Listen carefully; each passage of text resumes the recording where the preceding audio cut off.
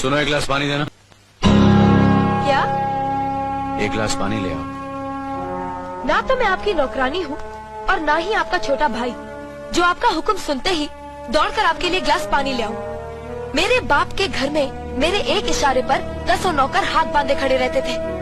ये मत भूलिए कि मैं एक अमीर बाप की इकलौती बेटी हूँ। आप तो उम्र में बड़े हैं ना, किससे किस तरह की बात की जाती है इतनी तमीज तो आपको आनी चाहिए। Mind it.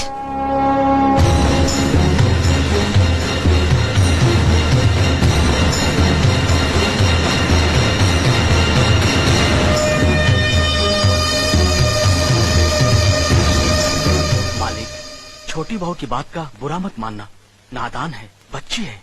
गलती हमारी है मुनीम जी। हमने ऐसी लड़की को काम करने को कहा जिसे काम करने की आदत ही नहीं है।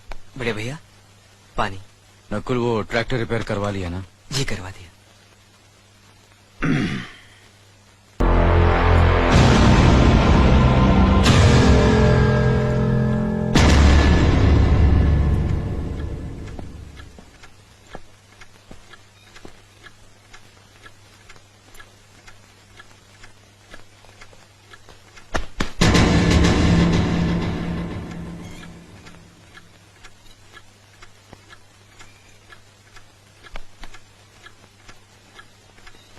इसे मैं फेंक देता हूँ बड़े भैया, आप जाइए। मुनीम जी, जो राम प्रसाद की बेटी की शादी के लिए जेवर देने के लिए कहा था, भिजवा दिया? जी हाँ मालिक। शहर में रहकर यही बदतमीजी और ओछी हरकतें सीखी आपने? अपने से बड़ों का लिहाज करना नहीं आता आपको? किससे कह रहे हो तुम? आपसे कह रहा हूँ। औरत पैदा हुई है तो औरत की तरह रहना सीखे। मीना। नकुल, तुम अंदर जाओ।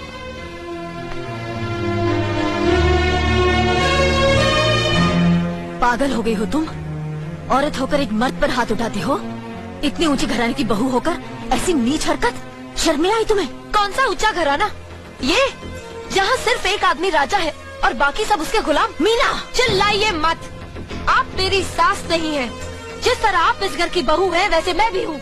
बहू हो तो बहू की मर्यादा में रहो। मर्यादा की रस्सी में तो आप जैसी जाहिल और गवार औरतें बनती हैं। मुझ जैसी पढ़ी लिखी मॉडर्न जमाने की लड़की नहीं। Uneducated idiots. Excuse me, I am not an illiterate. I am a graduate from the University of Allahabad. I am aware of the modernization of women, but I have not forgotten my culture, my customs, my traditions and my values, and most of all, I never ever forget that I am an Indian woman. Modern जमाने की औरत भी औरत ही होती है। उसे भी मर्द ही ब्याह कर ले जाता है, मर्द को ब्याह कर वो नहीं ले जाती। जमाने ख्याल और लिबास बदल देते हैं, औरत की शरीर की बनावट नहीं। लोग तुम्हारे ख्याल की लड़कियों को लज्जत का सामान भले ही समझते हो, इज्जत के काबिल कोई नहीं समझता। इज्जत आज भी उन्हीं औरतों की होती है जिनकी आंखों में हया हो, लाज हो, शर्म हो। हम नहीं कहते कि तुम बंदिशों में रहो, लेकिन अपने दायरे की सीमा को मत भूलो। लड़की जब अपने माँ बाप के घर होती है तब उसके कांधों पर अपने ही घर की इज्जत का बोझ होता है, लेकिन जब वो बहू बनकर ससुराल जाती है तब उसके कांधों पर एक नहीं 2 परिवारों की इज्जत का बोझ होता है। आज जिस तरह तुमने नकुल को तमाचा मारा है, अगर उसी तरह उसका भी हाथ उठ जाता तो तुम्हारी क्या इज्जत रह जाती? कभी सोचा तुमने? क्या बात है मीना?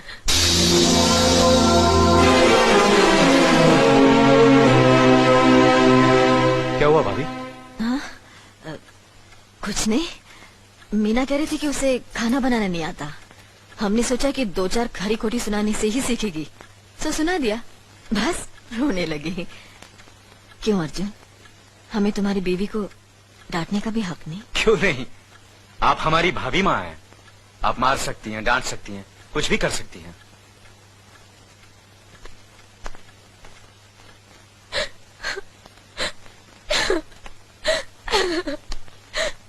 मैंने भूल की जो मैं इन लोगों के बीच आ गई।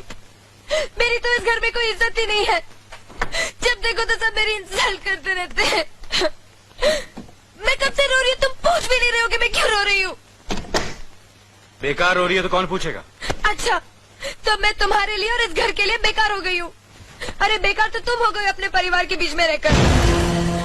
मैं कब से बोले जा रही हूँ और तुम हो के सुन ही नहीं रहे हो।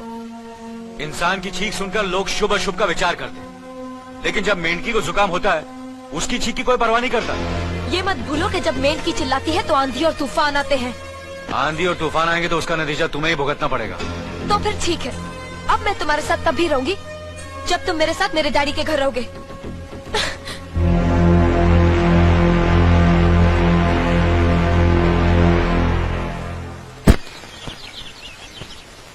हमारी मीना बहुत प्यारी बच्ची है, लेकिन उसमें अभी भी बचपना है।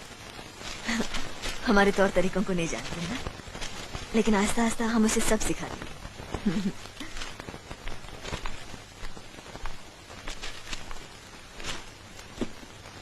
बड़े भैया, ये अपने घर जाना चाहती है। जाना भी चाहिए, 4-5 महीने हो गए, मायके की याद भी आती होगी इसे।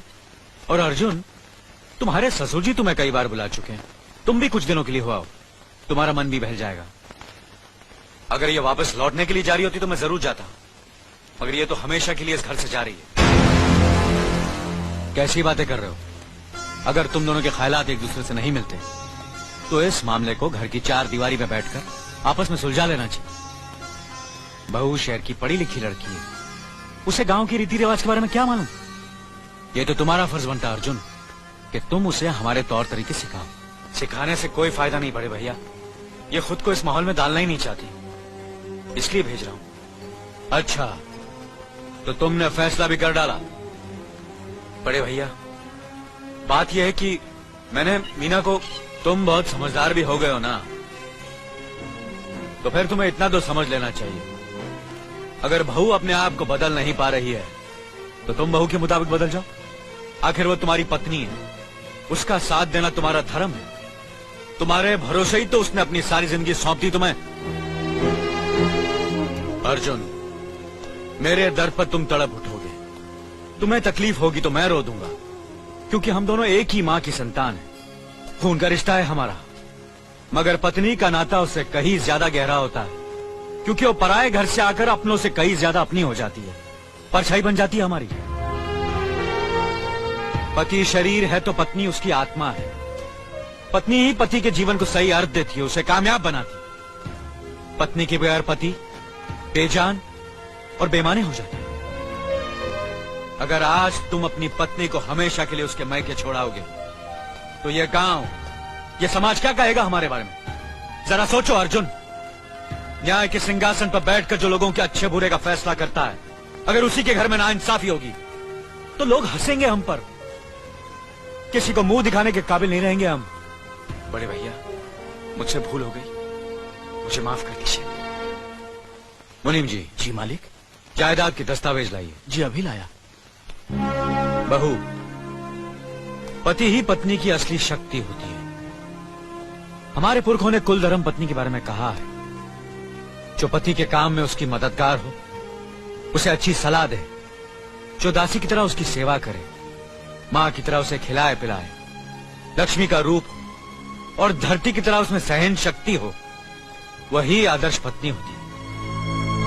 औरत की सोच मर्द का मुकद्दर बनाती है। वो जब बनाने पर आती है तो कुटिया को महल कर देती है, और जब बिगाड़ने पर उतरती है तो महल को मिट्टी का ढेर बना देती है।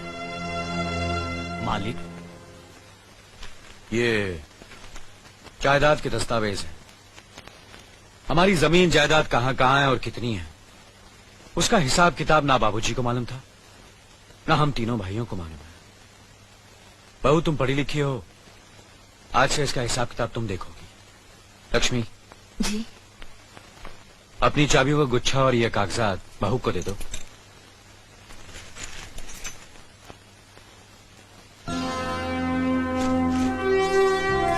आज से तुम इस घर की मालकिन हो। तुम जहां कहोगी, जिस कागज पर कहोगी, हम तीनों भाई चुपचाप आंख बंद करके दस्तखत कर देंगे। जैसा कहोगी वैसा ही करेंगे। बस एक ही विनती है बहू, हम तीनों भाइयों को अलग करने का ख्याल अपने मन में कभी आने मत देना।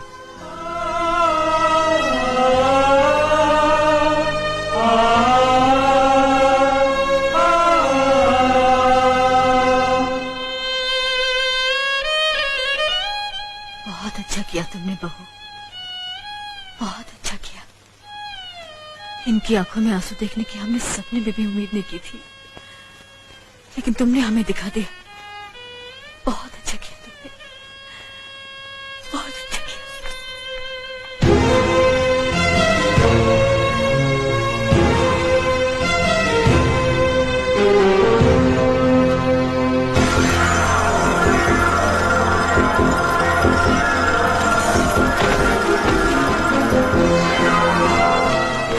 मीना, मीना, क्या हुआ बहू? मीना, मनी जी जल्दी से डॉक्टर को बुलाइए।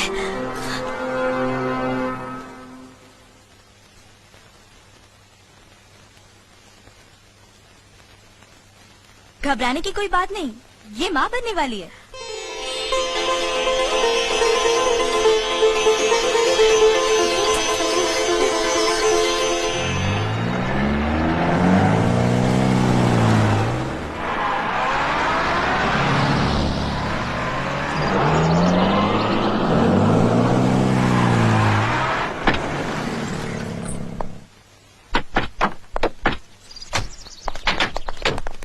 आप लोग यहीं ठहरिए, मैं ठाकुर साहब से मिलकर आता हूँ।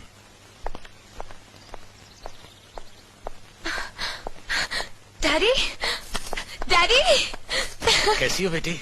What a pleasant surprise. आने की खबर भी नहीं की।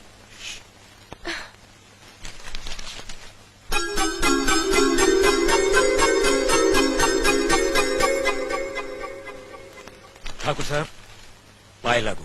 समधी जी, आप अचानक यहाँ कैसे? तशरीफ रखिए, बैठिए ना। आपके बराबर बैठने की मैंने कभी गुस्ताखी नहीं की, तो आज कैसे करूंगा? बहुत दिनों बाद हम लोग मिल रहे हैं। कहिए, आपका कारोबार कैसे चल रहा है? आपकी कृपा और आशीर्वाद से ठीक ही चल रहा है। दिल्ली में इंडस्ट्रीज मिनिस्टर के साथ कब की अपॉइंटमेंट ली है? कल सुबह 11 बजे सर। इनकम टैक्स केस का? वकील ने कहा है कि 15 तारीख की हियरिंग में मामला क्लियर हो जाएगा। आज एक्सपोर्ट का माल जापान के लिए जहाज से रवाना हो जाएगा ना? जी हाँ सर। नमस्ते ठाकुर साहब। नमस्ते नमस्ते नमस्ते। अरे दीनानाथ जी, आप लोगों ने यहाँ आने की तकलीफ क्यों की? मैं आपकी संस्था के लिए गवर्नर साहब से बात कर चुका हूँ, आपका काम हो जाएगा। धन्यवाद, बहुत बहुत। अरे गोपीनाथ जी, होम मिनिस्टर ने वादा किया कि आपके भाई का ट्रांसफर जल्दी ही हो जाएगा। Thank you sir. Daddy, good morning daddy. Good morning my child. आप कहीं जा रहे हैं क्या? हाँ बेटी, एक जरूरी काम से दिल्ली जा रहा हूँ, अपना ख्याल रखना। ओके। Okay, bye. पास में ही फैक्ट्री के लिए जमीन देखने आया था, सोचा आपके दर्शन करता चलूं। अब इजाजत दीजिए। इतनी जल्दी कैसे जा सकते हैं आप? भोजन तो करते जाइए। माफ कीजिए, आप तो जानते ही हैं, बाप बेटी के घर का खाना तो क्या, पानी भी नहीं पी सकता। शहर में रहकर भी अभी भी आप इन बातों को मानते हैं? शहर में रहूं या गांव में, मैं अपनी परंपरा और संस्कार कैसे भूल सकता हूँ? आखिर मैंने इसी मिट्टी में जन्म लिया है। अच्छा, चलता हूँ। अजी, कम से कम बेटी से मिलकर उसकी कुशलता तो पूछ लीजिए। ये क्या कह रहे हैं आप? मैं इतना ऊंचा नहीं हूं कि अपनी बेटी की कुशलता पूछकर आपका अपमान करूं। ठाकुर साहब, ये तो मेरी बेटी का सौभाग्य है कि वो इस मंदिर जैसे पवित्र घर में बहू बनकर आई, और फिर आपकी छत्र छाया में तो वो कुशल हो गई। राम राम। राम राम। बेटे, जिस तरह तुम मैके में चहकाती रही हो ना, वैसे ही अपनी ससुराल को भी महकाती रहना। जी।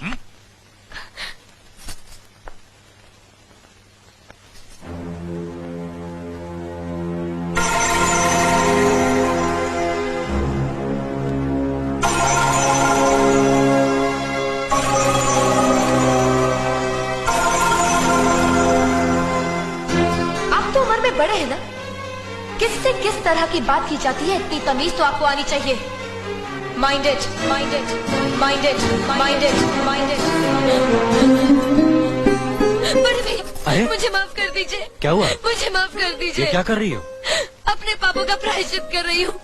मैंने आप जैसे देवता का अपमान किया है, आपका दिल दुखा है, मुझे माफ कर दीजिए बड़े भैया, मुझे माफ कर दीजिए, मुझे माफ कर दीजिए।